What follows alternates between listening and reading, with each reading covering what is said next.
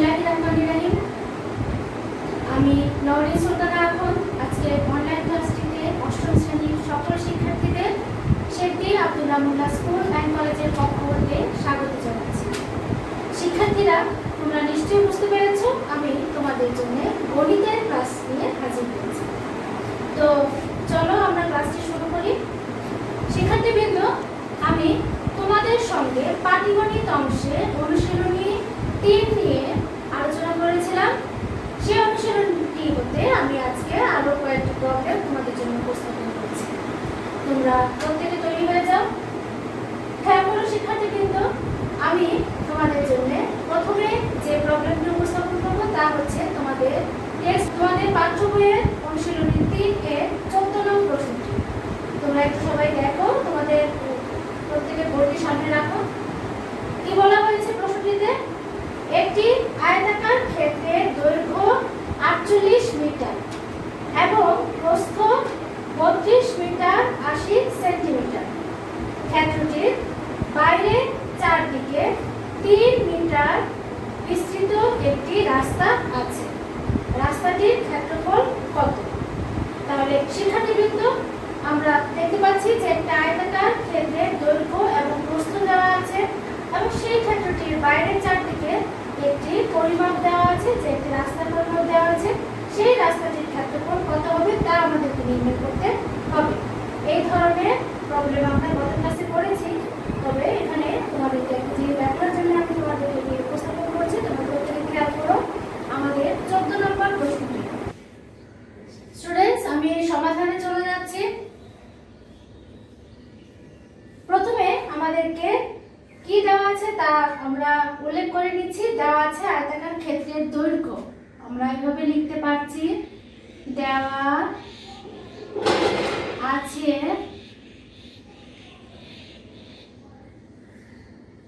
আয়তাকার ক্ষেত্রের দৈর্ঘ্য ইজ ইকুয়াল টু কত দেওয়া আছে? 48 মিটার। এবং আয়তাকার ক্ষেত্রের প্রস্থ কত দেওয়া আছে? আয়তাকার ক্ষেত্রের প্রস্থ ইজ ইকুয়াল টু কত দেওয়া আছে স্টুডেন্টস? একটু খেয়াল করো, 32 মিটার 80 সেন্টিমিটার। 32 metre 80 centimetre. এই প্রশ্নটির দিকে স্টুডেন্টস তোমরা একটু খেয়াল করো। আমরা যে প্রবলেমটি গত ক্লাসে করেছিলাম দৈর্ঘ্য প্রস্থ ছিল এবং একটি এককেই কিন্তু ছিল। তারপর আমরা আমাদের প্রসিডিউর অনুযায়ী আমরা এগিয়েছি প্রবলেমটি সলভ করার জন্য। এখানে এসে দেখতে পাচ্ছি যে দৈর্ঘ্যটি মিটারে আছে আর প্রস্থটি মিটার এবং সেন্টিমিটারের কিছু অংশ চলে এসেছে। তাহলে আমাদের এই প্রবলেমটি সলভ করার জন্য আমাদের প্রস্থের অংশটিকে কি করে নিতে হবে? সেন্টিমিটারের অংশটিকেও কিন্তু মিটারে ডাইভার্ট করে নিতে হবে। তো শিক্ষার্থীবৃন্দ, আমরা কিন্তু জানি যে কেমন করে মিটার থেকে সেন্টিমিটারে যেতে হয় অথবা সেন্টিমিটার থেকে মিটারে আসতে হয়, সেটি আমরা জানি।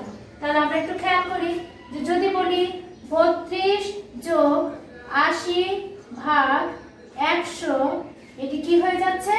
মিটার হয়ে যাচ্ছে। কেন স্টুডেন্টস খেয়াল করো তো, 32 মিটার তো রয়েছে, এখন 80 সেন্টিমিটারটিকে আমি মিটারে কনভার্ট করে নিয়েছি।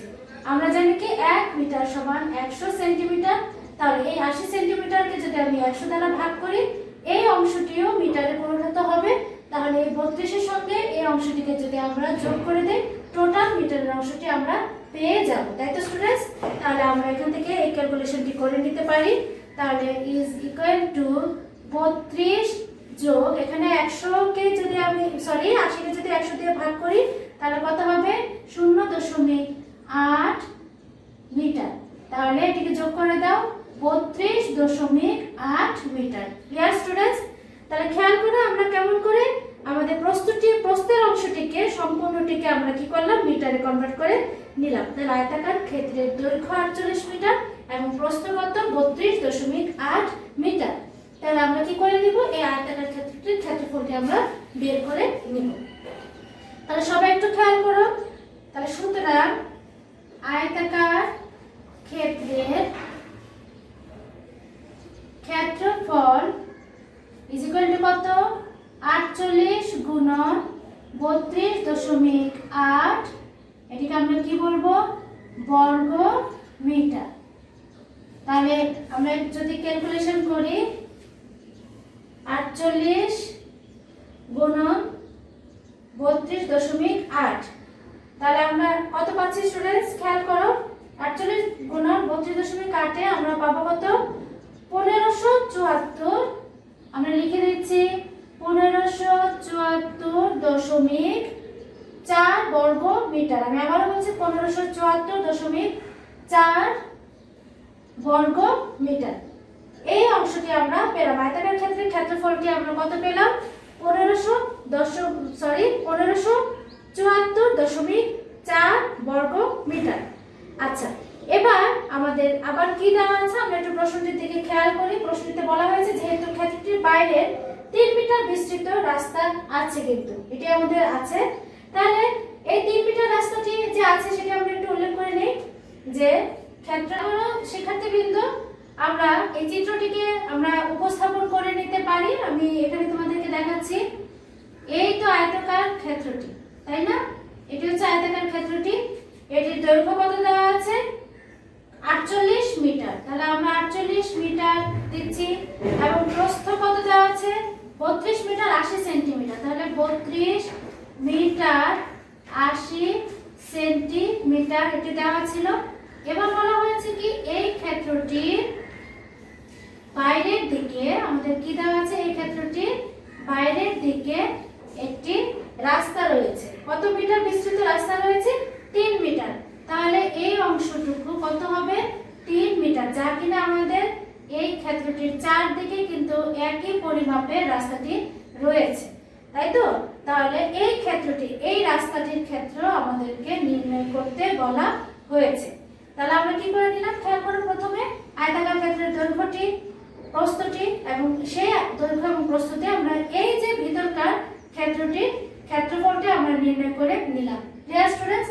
এবার আমাদের যে এই 3 মিটার রাস্তা রয়েছে তার আলোকে আমরা আবার এই ক্ষেত্রটির দৈর্ঘ্য অর্থাৎ রাস্তা সহ আয়তাকার ক্ষেত্রটির দৈর্ঘ্য বের করব, রাস্তা সহ আয়তাকার ক্ষেত্রটির প্রস্থ বের করব, রাস্তা সহ আয়তাকার ক্ষেত্রের ক্ষেত্রফলটি বের করব।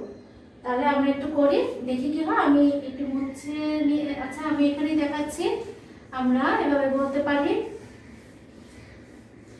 খেয়াল করো স্টুডেন্টস যে আবার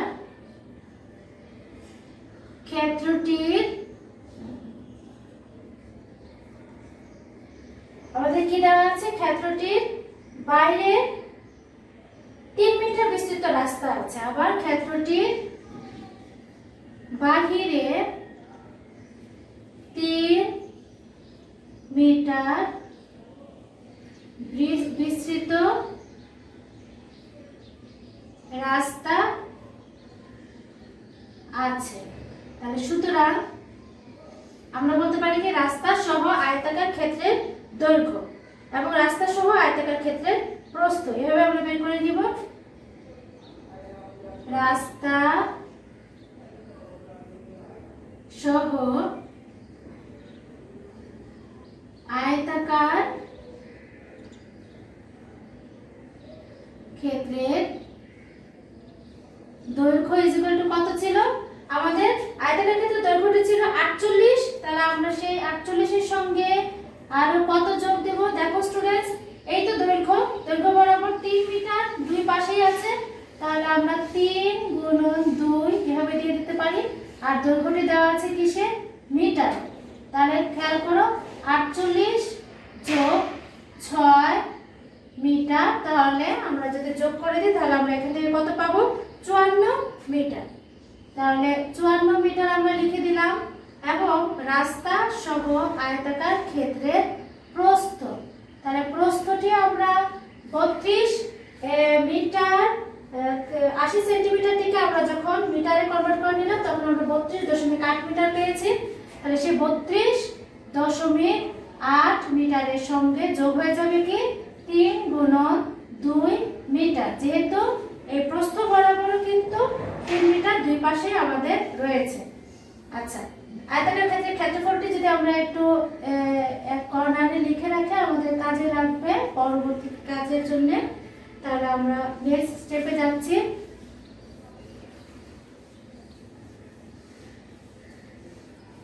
তাহলে খেয়াল করো শিক্ষার্থীবৃন্দ, 32.8 যোগ 6 মিটার, তাহলে যোগ করে দাও, আমাদের কত আসবে? 38.8 মিটার। কত আসবে স্টুডেন্টস? 38.8 মিটার। তাহলে সুতরাং রাস্তা সহ আয়তাকার ক্ষেত্রের ক্ষেত্রফল কত হলো?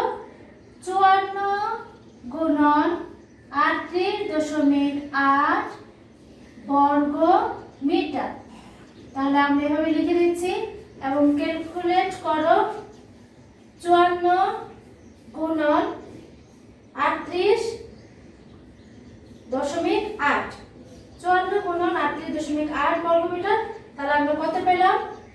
2095। খেয়াল করো, 2095.2 বর্গ মিটার, 2095.2 বর্গ মিটার।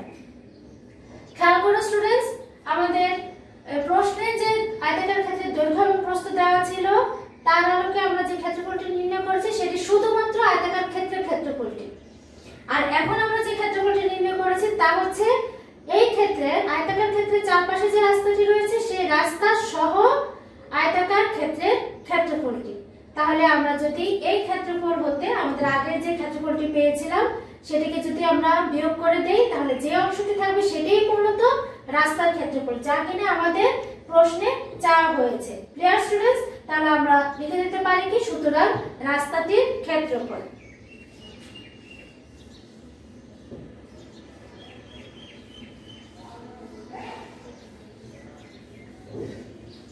তাহলে আমরা লিখে দিচ্ছি, তাহলে সুতরাং রাস্তাটির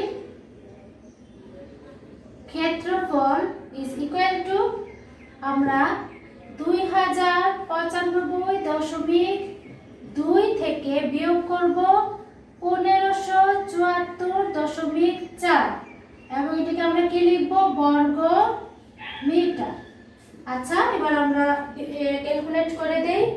2095.2 বিয়োগ 1574.4 ইকুয়াল করলে কত পাবো আমরা? 520.8, 520.8 বর্গ মিটার।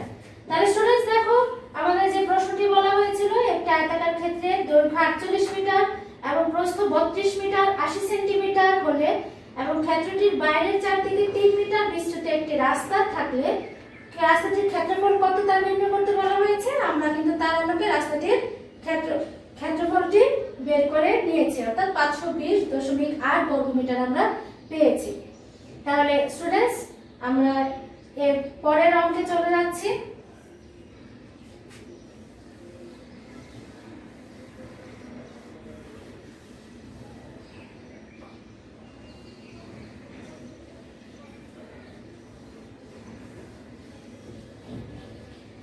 পরের প্রবলেমটি আমি তোমাদের জন্য 16 নম্বর প্রবলেমটি আমি তোমাদের জন্য উপস্থাপন করছি। তোমরা প্রত্যেকে খেয়াল করো কি দেওয়া আছে 16 নম্বরে। একটি ত্রিভুজাকৃতি ভূমির ক্ষেত্রফল 264 বর্গ মিটার, এর ভূমি 22 মিটার হলে উচ্চতা নির্ণয় করো। শিক্ষার্থীবৃন্দ, আমাদের কি দেওয়া আছে সেটা আগে দেখি। এই ত্রিভুজাকৃতি জমির ক্ষেত্রফলটি দেওয়া আছে, ক্ষেত্রফলের পরিমাণটুকু দেওয়া আছে এবং ভূমির মানটি দেওয়া আছে। তাহলে উচ্চতাটি কত নির্ণয় করতে বলা হয়েছে। তাহলে আমরা প্রবলেমটিতে চলে যাচ্ছি। আমরা জানি কি যে যেহেতু ত্রিভুজের ক্ষেত্রফলটি দেওয়া আছে তাহলে সেখান থেকে আমরা বলতে পারি কি, আমাদের মনে আছে কিনা যে ত্রিভুজ ক্ষেত্রের ক্ষেত্রফল নির্ণয় সূত্রটি কি? হাফ গুণন ভূমি গুণন উচ্চতা। তাহলে এখানে আমাদের ত্রিভুজের ক্ষেত্রফলের পরিমাণটি দেওয়া আছে এবং ভূমির পরিমাণটি দেওয়া আছে। তাহলে অবশ্যই আমরা খুবই সহজে আমরা উচ্চতাটিকে আমরা নির্ণয় করে নিতে পারবো। তাহলে একটি কাজ করা যায়, এখানে আমাদেরকে যেহেতু উচ্চতাটি দেওয়া নেই, তাহলে আমরা উচ্চতাটিকে বের করে নিতে পারছি। তাহলে আমরা এভাবে করতে পারি। খেয়াল করো শিক্ষার্থীরা, আমরা ত্রিভুজটিকে এঁকে নিতে পারি। এটি মনে করো ত্রিভুজ, তাহলে এই অংশ হতে এটিকে আমরা বলবো কি উচ্চতা। এটিকে আমরা কি বলতে পারি? উচ্চতা। হ্যাঁ, আর এটা হচ্ছে কত? ভূমি। নিচের অংশটা কি? ভূমি। ভূমির মানটি আমাদের কত দেওয়া আছে? 22 মিটার। ভূমির মানটি কত দেওয়া আছে? 22 মিটার। আর এই উচ্চতার এই অংশটুকুই কিন্তু আমাদেরকে বের করতে বলা হয়েছে।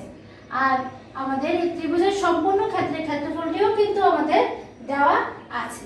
তাহলে তোমরা চিত্রটি বুঝে নিলে, তাহলে আমরা আমাদের প্রবলেমে চলে যাচ্ছি। আমরা এখানে উল্লেখ করে নিতে পারি, দেওয়া আছে ত্রিভুজাকৃতি জমির ভূমি, ত্রিভুজাকৃতি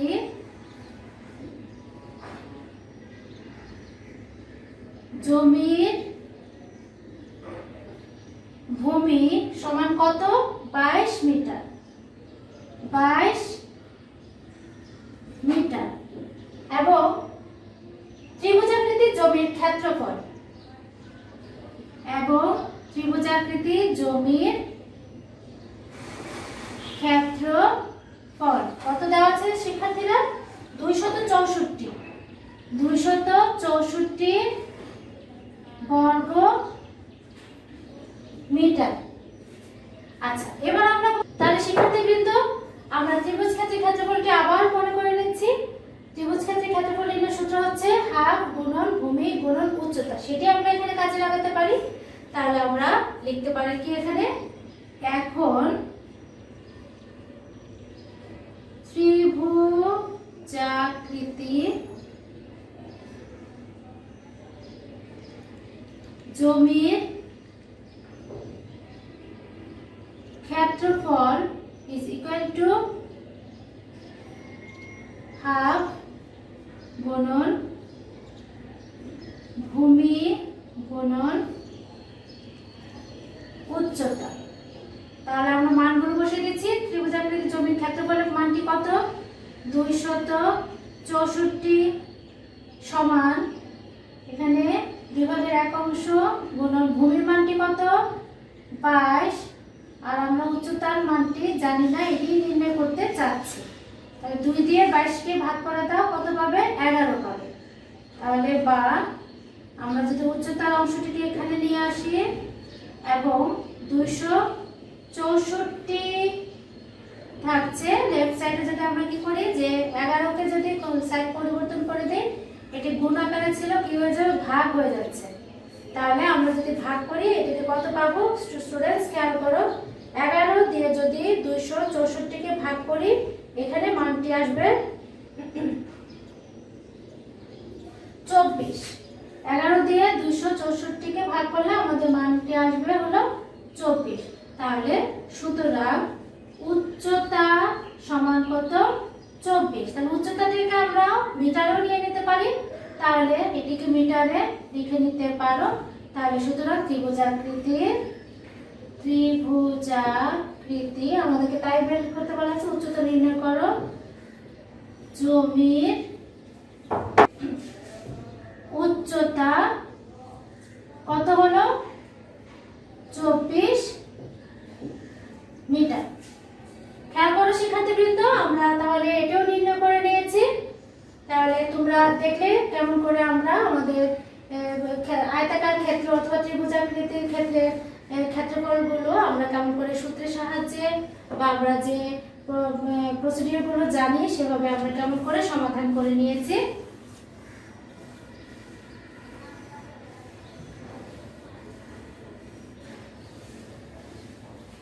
আজকে তোমরা বাড়ির কাজ নাও।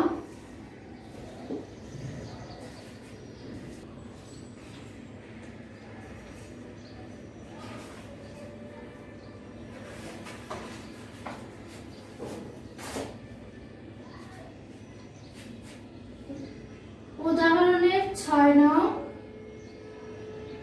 এবং অনুশীলনের 14 থেকে 16 নো। তাহলে স্টুডেন্টস, তোমরা এই প্রবলেমগুলো সলভ করে রাখবে। প্রিভিয়াস ক্লাসে যে প্রবলেমগুলো করেছি তাও তোমরা করে রাখবে। তাহলে আমি আজকের ক্লাসটি এখানেই শেষ করছি। ভালো থেকো। আল্লাহ হাফেজ।